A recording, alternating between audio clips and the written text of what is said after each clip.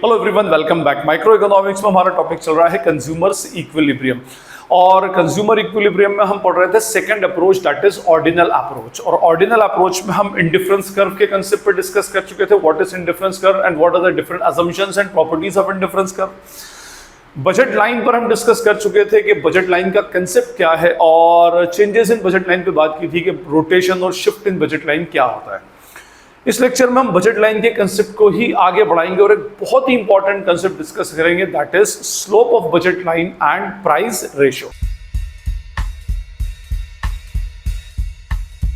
Slope of budget line और price ratio पे discuss करने से पहले एक बार हम बजट लाइन का कंसेप्ट फटाफट नटशेल में समझ लें, ताकि हमारा स्लोप ऑफ बजट लाइन का बैकग्राउंड एक्चुअली प्रिपेयर हो सके। ठीक है, मैंने आपको बताया था कि budget line is the graphical representation of different combination of two goods which are purchased out of the given limited income। ठीक है, क्या बताया था मैंने आपको कि भाई ये गिवन लिमिटेड इनकम, मान लीजिए आपके पास एक इनकम है 100 रुपया, 100 रुपीज की आपकी एक लिमिटेड इनकम है। ठीक है, और आपको इस लिमिटेड इनकम से दो गुड्स के परचेज के कॉम्बिनेशंस देखने हैं। मान लें कि हमारे पास एक गुड एक्स से गुड वाई है। अब जो भी नाम आपने देना है आप गुड एक्स और गुड वाई को दे सकते हैं। ठीक है, अब इसके डिफरेंट कॉम्बिनेशंस परचेज के, हाँ कंजम्पशन के नहीं, परचेज के क्या क्या कॉम्बिनेशंस बन सकते हैं, तो उसके लिए मुझे आपको प्राइसेस प्रोवाइड करना पड़ेगी।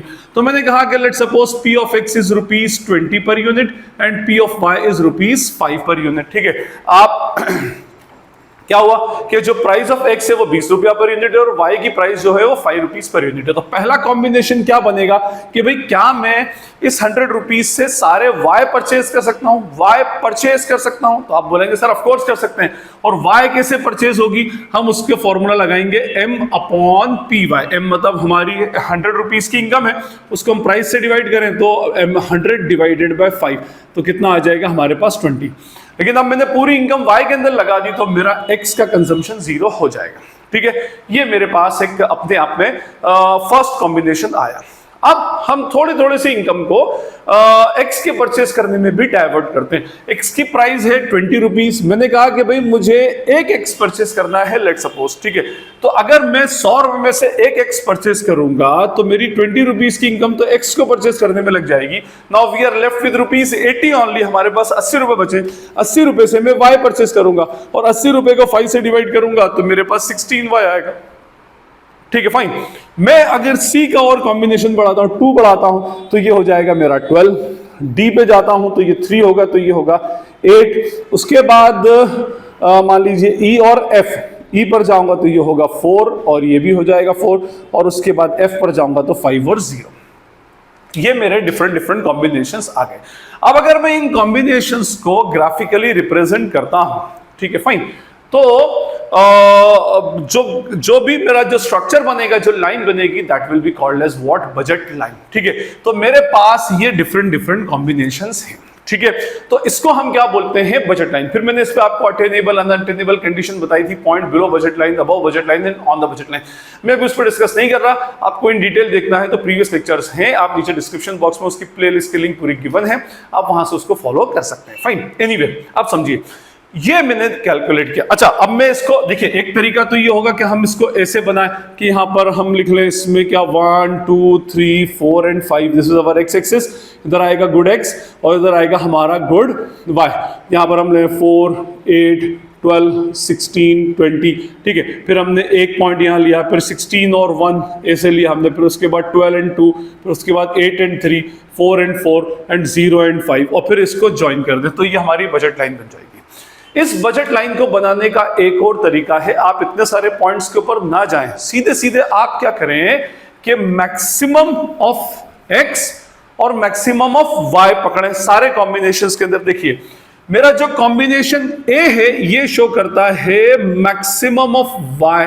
ठीक है, और मेरा जो कॉम्बिनेशन एफ है ये शो करता है मैक्सिमम ऑफ एक्स। ठीक है, अच्छा, मैं अगर y ज्यादा, सबसे मेरे मैक्सिमम ऑफ y होंगे तो x 0 हो जाएगा, और मैक्सिमम ऑफ x होंगे तो y 0 हो जाएगा। ये देखिए, ठीक है फाइन, तो ये मुझे शो करता है। और मैं ये देखूं कि मैंने ये कैलकुलेट कैसे किया मैक्सिमम ऑफ y, तो maximum of y is calculated by the formula maximum of y is calculated by M/PY। क्या था? 100 रुपए को मैंने 5 रुपीज से डिवाइड किया तो मेरे पास 20y मैक्सिमम हो गए। ये मेरा पहला फंडा, ठीक। अब मैक्सिमम ऑफ x कैसे करूं? बस मैक्सिमम ऑफ x के लिए मुझे same to same funda adopt करना पड़ेगा, m upon px 100 divided by 20 that is equals to what 5। ये हो गया। अब मुझे बीच के कॉम्बिनेशंस को छोड़िए, आप तो सीधे इन कॉम्बिनेशंस को ग्राफ पे प्लॉट करें और उससे लाइन ड्रॉ कर दें। तो देखिए ये मैंने यहां पर एक ग्राफ प्लॉट किया है, this is our x axis and this point of origin y axis. इधर आएगा good x, here we will plot good y and scale will be 1 2 3 4 and 5, इधर 4 8 12 16 and 20। ठीक है, पहले मैंने लिया पॉइंट A, क्या लिया? Maximum of y 20। इसको अगर हम ग्राफ के लैंग्वेज में बोले तो ये 0,20 होगा और ये होगा 5,0। ठीक है, तो 0,20 कहां पर प्लॉट होगा? यहां पर। This is my point A, ये जो मेरा पॉइंट A है कॉम्बिनेशन A ले लिया। ठीक है, अब मैं डायरेक्टली केस पर आ जाऊं मैक्सिमम ऑफ x के ऊपर, तो वो मैंने कैसे कैलकुलेट किया? m upon px that is 5। तो ये हो गया 5,0, तो 5,0 will be this is my point f। तब आप स्केल लें और स्केल से इन दोनों को ज्वाइन कर दें। ये आ गई हमारी budget line.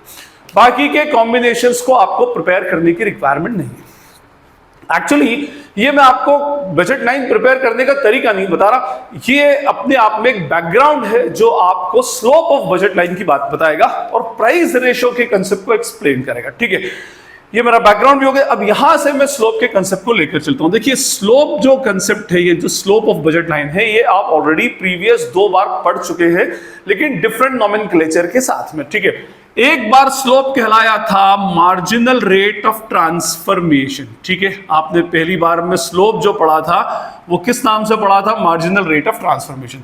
Second time slope अभी रिसेंटली हमने प्रीवियस लेक्चर में पढ़ा मार्जिनल रेट ऑफ सब्स्टिट्यूशन। ठीक है, इसको हमने कहा था MRT या MOC भी बोलते हैं, मार्जिनल अपॉर्चुनिटी कॉस्ट, और ये कहलाता था हमारा MRS। जहां पर 2 प्रोडक्ट का कॉम्बिनेशन आएगा वहां पर मार्जिनल रेट बनेगा।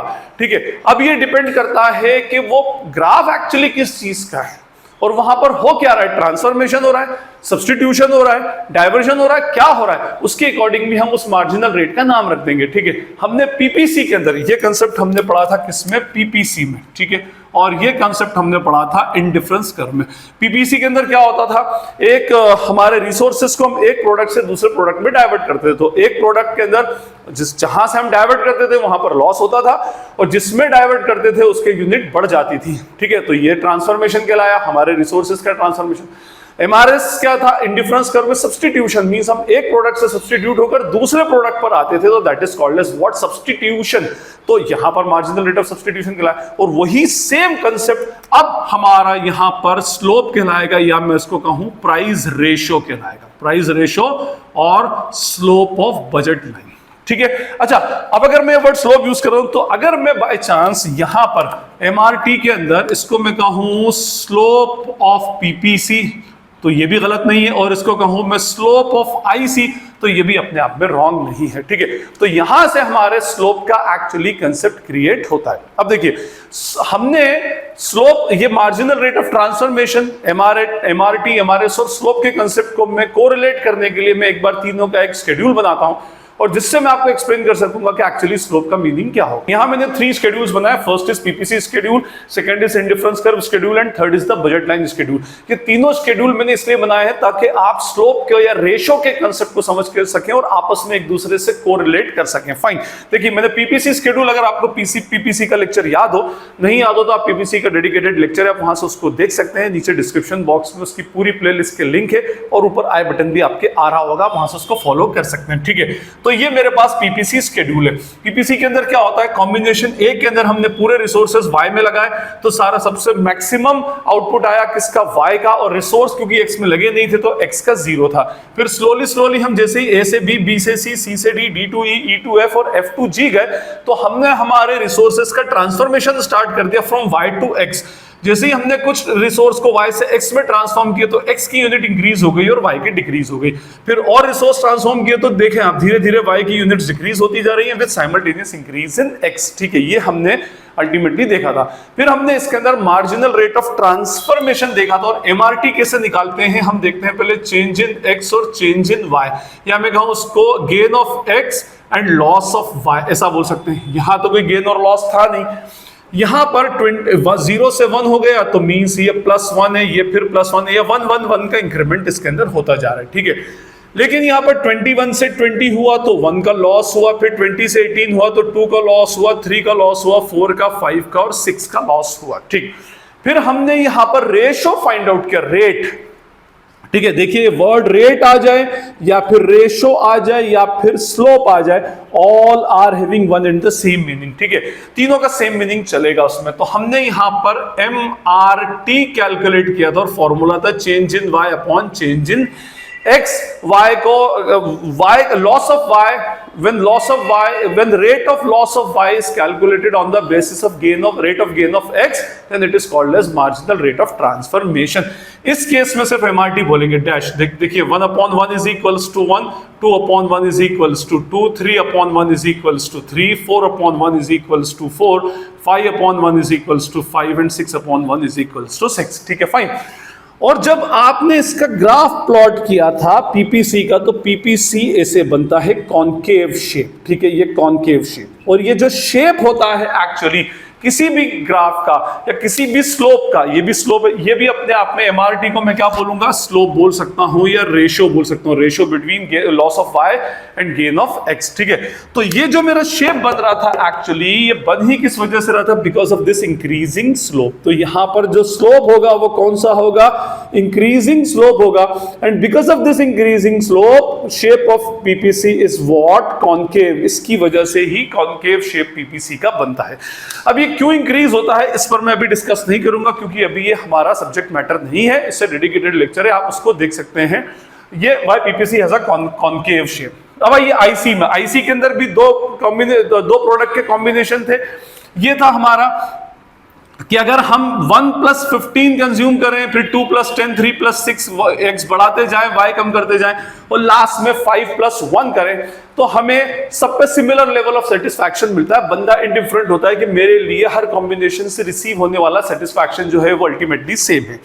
तो इसके अंदर भी क्या हो रहा है, वही फंडा, चेंज इन x और चेंज इन y, ये इसका गेन है और इसका क्या है, लॉस है। तो डैश डैश 1 से 2 पर आए, +1 +1 +1 और +1, इधर -5 -4 -3 और -2। फिर हमने यहां पर निकाला था MRS, marginal rate of substitution, जिसका फॉर्मूला क्या था, change in y upon change in x। तो -5/1 is equals to 5, 4/1 is equals to 4, 3/1 is equals to 3 and 2/1 is equals to 2, ठीक है। सेम टू सेम फॉर्मूला इधर और इधर लगाया, लेकिन यहां पर ट्रांसफॉर्मेशन हो रहा था इसलिए इसको MRT बोला, यहां सब्स्टिट्यूशन हो रहा है इसलिए इसको MRS बोला। लेकिन अगर मैं इसको भी स्लोप वर्ड यूज करूं तो ये भी अपने आप में रॉन्ग नहीं होगा, जैसे इसका स्लोप है वैसे ही इसका भी स्लोप है, ठीक है, फाइन। फिर स्लोप का अगर आपने ग्राफ बनाया था आईसी में, तो this is our X axis, Y axis, तो ये ऐसा ग्राफ बनता है, this is our indifference curve, ठीक है। ये हमारे स्लोप को शो करता है। क्यों बना ऐसा, यहां कॉनकेव था, यहां कॉन्वेक्स था, तो यहां देखिए इंक्रीजिंग स्लोप था, जैसे जैसे हम डाइवर्ट हो रहे तो यहां डिक्रीजिंग स्लोप है। जब इंक्रीजिंग स्लोप में कॉनकेव शेप था, तो नेचुरली डिक्रीजिंग स्लोप में शेप कौन सा बनेगा, कॉन्वेक्स।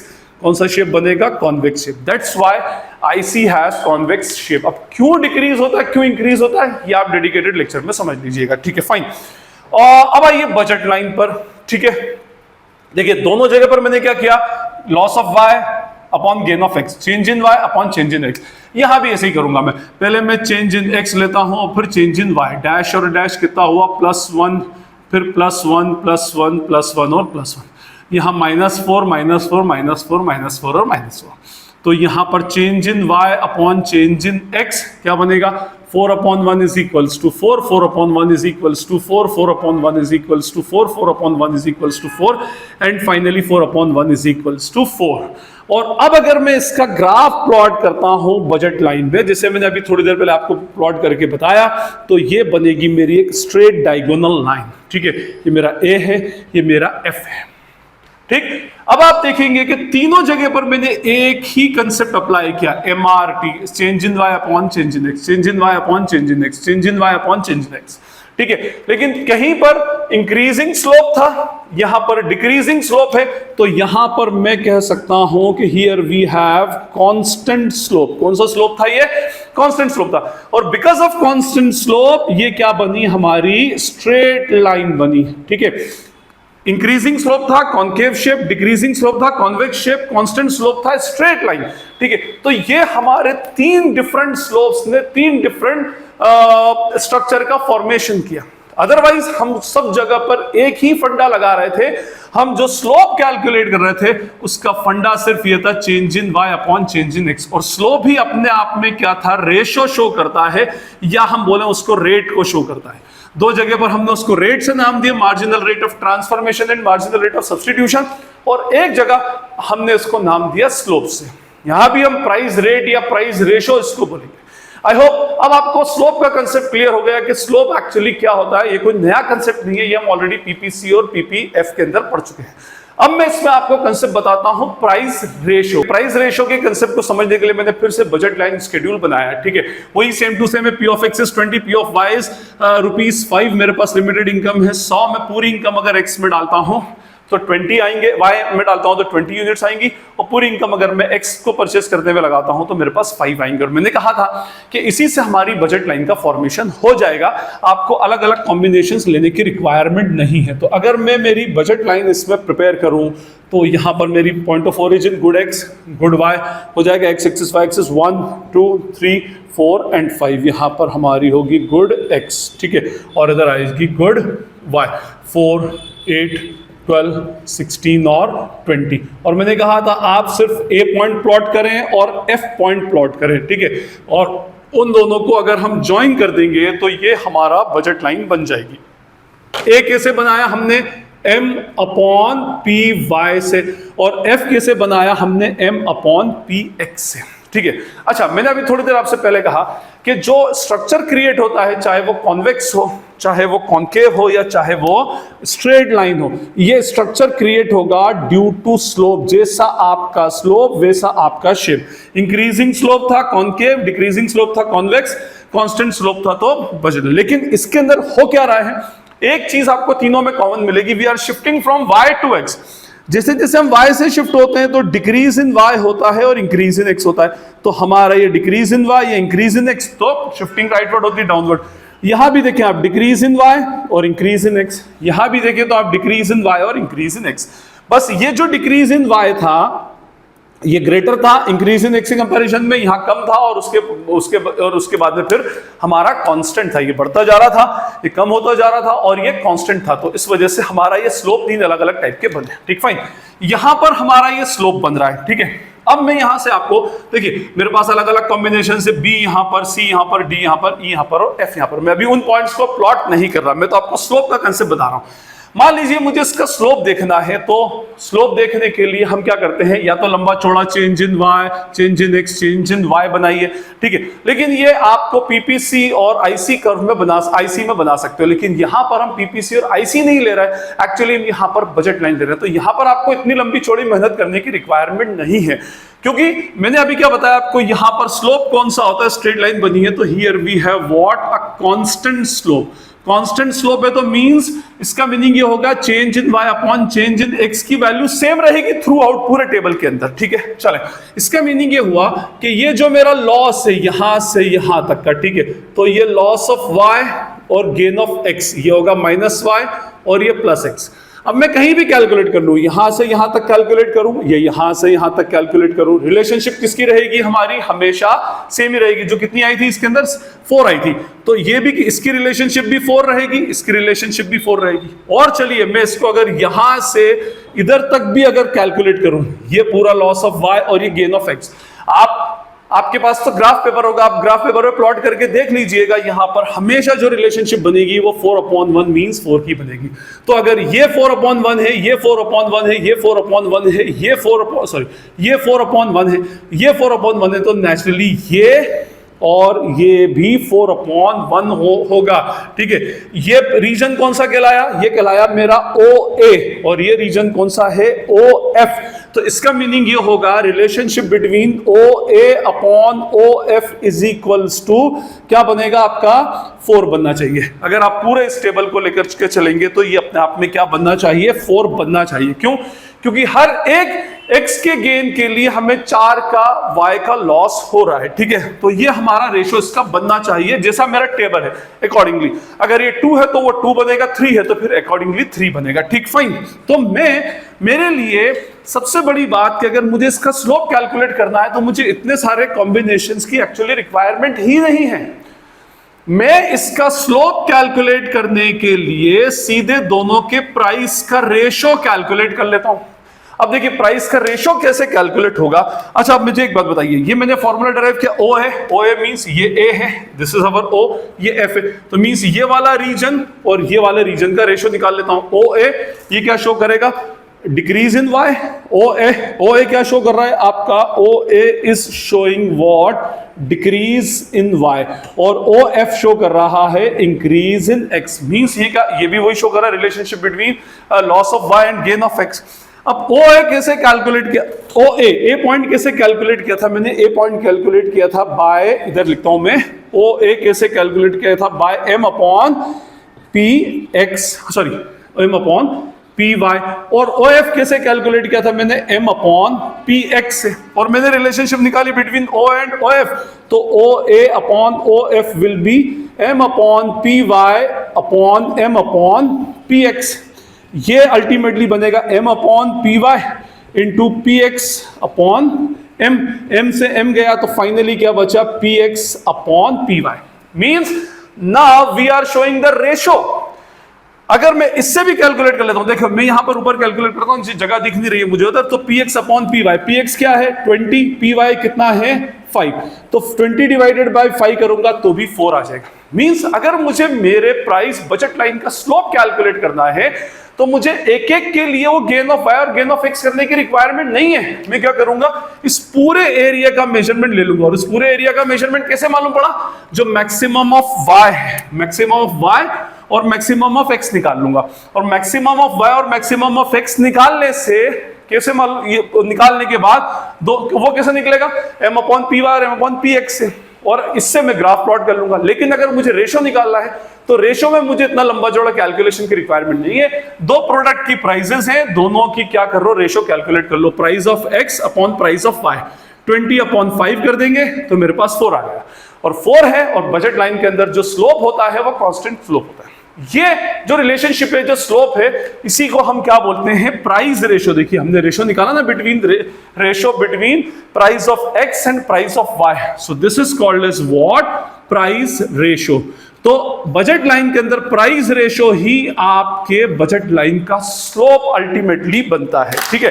तो ये हमारा कंसेप्ट है actually slope of budget line और प्राइस रेशो का, और ये इसलिए इंपॉर्टेंट है क्योंकि आगे के लेक्चर में हमें ऑर्डिनल अप्रोच में ऑर्डिनल अप्रोच में कंज्यूमर इक्विलिब्रियम स्ट्राइक करना आना चाहिए, और कंज्यूमर इक्विलिब्रियम प्राइस रेशो और एमआरएस से ही स्ट्राइक होगा। इसलिए मैंने आपको इतना लंबा चौड़ा एमआरएस एमआरटी का कंसेप्ट भी बताया, ताकि आपका कंसेप्ट पूरी तरह से अंदर एब्जॉर्ब हो जाए, ठीक, फाइन। तो हमारा ये स्लोप ऑफ बजट लाइन और प्राइस रेशो का कंसेप्ट था। बजट लाइन के अंदर स्लोप कैसे कैलकुलेट करेंगे, लंबी चौड़ी आपको change in by change in x calculate करने की रिक्वायरमेंट नहीं है।